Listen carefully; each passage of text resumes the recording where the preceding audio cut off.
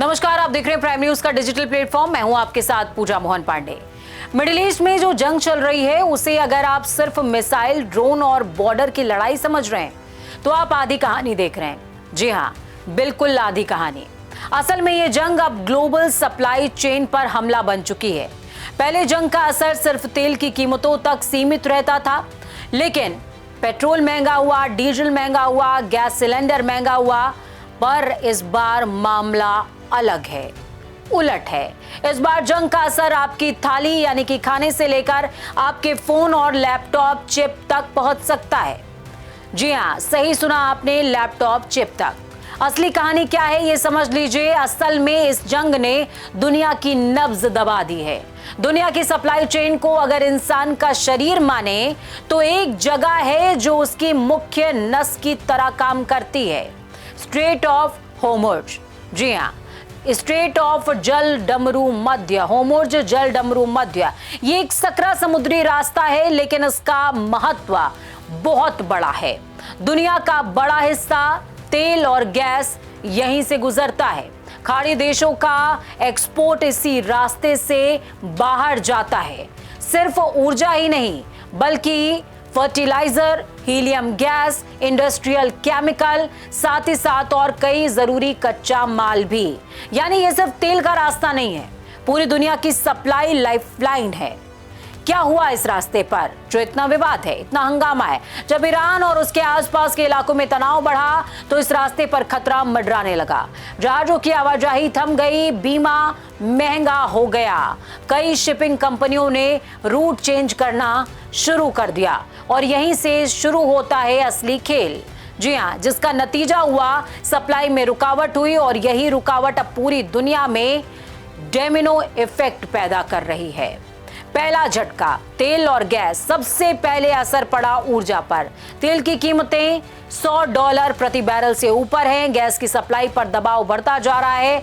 LNG यानी कि liquefied natural gas shipment प्रभावित हो रही है। इससे हर देश की अर्थव्यवस्था हिल जाती है, क्योंकि ऊर्जा हर चीज की बेसिक नीड है, बेस है।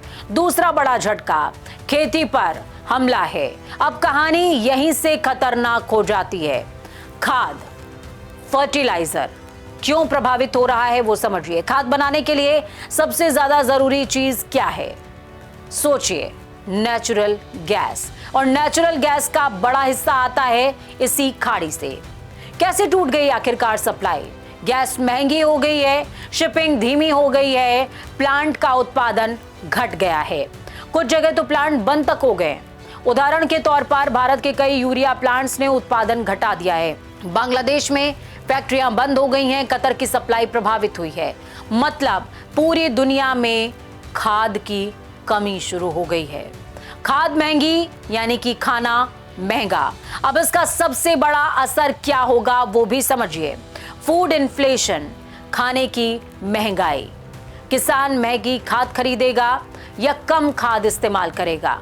दोनों ही स्थितियों में, दोनों ही हालातों में फसल कम होगी या महंगी हो जाएगी। एक आसान एग्जांपल के जरिए समझिए। अगर किसान पहले 100 बोरी गेहूं उगाता था और अब खाद कम होने की वजह से मात्र 80 बोरी ही उगा पाता है, तो बाजार में कमी आएगी, यानी कि कीमतें बढ़ जाएंगी। टाइमिंग सबसे खराब है।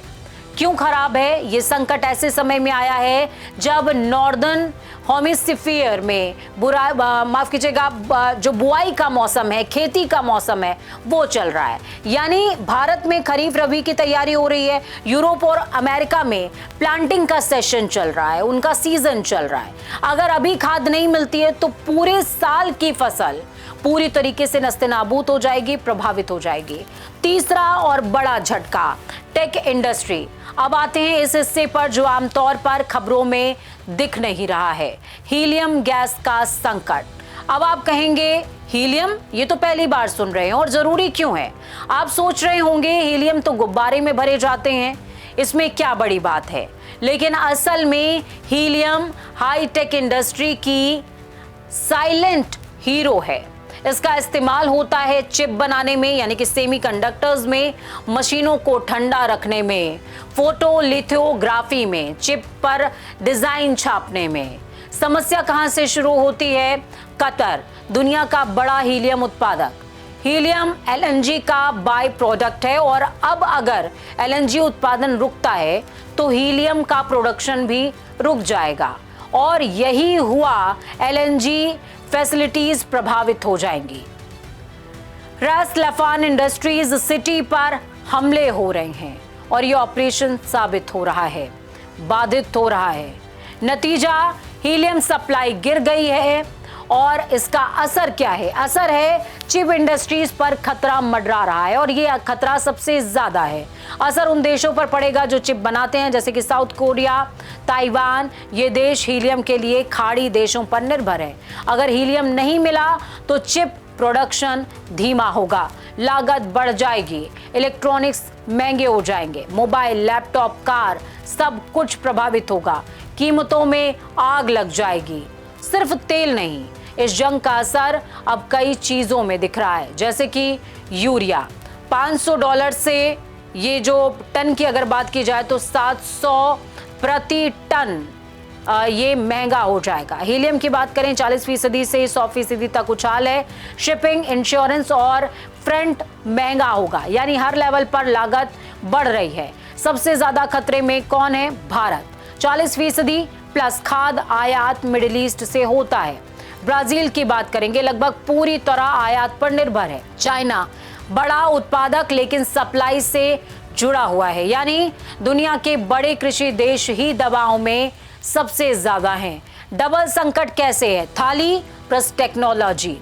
इस जंग की सबसे खतरनाक बात यही है, एक साथ दो बड़े सेक्टर्स प्रभावित हो रहे हैं। फूड सिस्टम प्रभावित हो रहा है, खाद महंगी हो रही है, फसल कम होगी, खाना महंगा हो जाएगा। टेक्नोलॉजी सिस्टम यानी कि टेक सिस्टम, हीलियम कम होगा, चिप उत्पादन धीमा हो जाएगा, इलेक्ट्रॉनिक सामान महंगे होंगे। इसे आसान भाषा में समझने की कोशिश कीजिए। अगर ये जंग लंबी चलती है तो किसान कम उत्पादन करेगा, बाजार में कम सामान आएगा और महंगाई बढ़ेगी। कंपनियां महंगा उत्पाद बेचेंगी, आम आदमी पर खर्च का जो बोझ है वो और ज्यादा होगा, यानी पूरी अर्थव्यवस्था पर दबाव है। भविष्य क्या है? आगे क्या हो सकता है? कुछ सिनेरियोस की बात करती हूं, जिसमें सिनेरियो नंबर 1, जंग जल्दी खत्म हो जाए, सप्लाई सामान्य रहे, कीमतें धीरे धीरे स्थिर हो जाएंगी। लेकिन सिनेरियो नंबर 2 पे क्या होगा? जंग लंबी चली तो फ्रूट क्राइसिस आएगा, टेक सप्लाई शॉक में चला जाएगा और ग्लोबल महंगाई का असर नजर आएगा। अब आखिर में आपको ये समझना चाहिए कि ये जंग हर हाल में अलग क्यों है।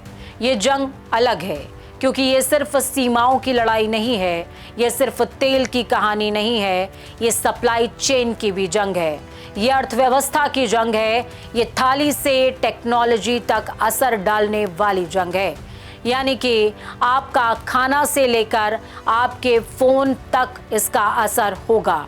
मिडिल ईस्ट की इस जंग ने दुनिया को एक बार फिर ये याद दिला दिया है कि दुनिया जितनी ज्यादा कनेक्टेड है, जुड़ी हुई है, उतनी ही ज्यादा नाजुक भी।